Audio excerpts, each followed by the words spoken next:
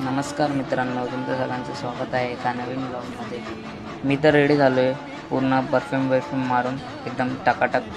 तुम्ही विचार करत असाल की मी एवढा टकाटक होऊन निघाले कुठे, तर 2 मिनटं थांबा, सांगतो. तर आज आहे 6 जुलै, आषाढी एकादशी. आषाढी एकादशी निमित्त तुम्हा सर्वांना खूप खूप शुभेच्छा.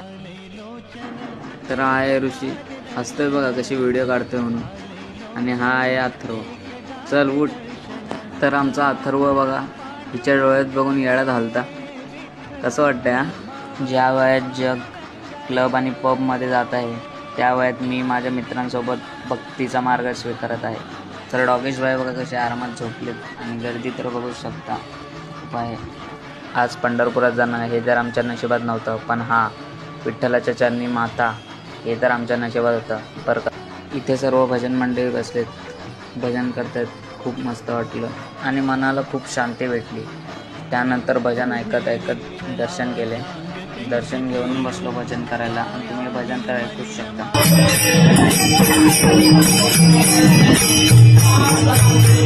भजन केल्यानंतर आम्ही गेलो प्रसाद घ्यायला. प्रसाद घेतल्यानंतर गेलो घरी गेल्यानंतर आम्ही थोडा अजून फराळ केला. तर बाय मित्रांनो, भेटूया पुन्हा एकदा नवीन ब्लॉगमध्ये.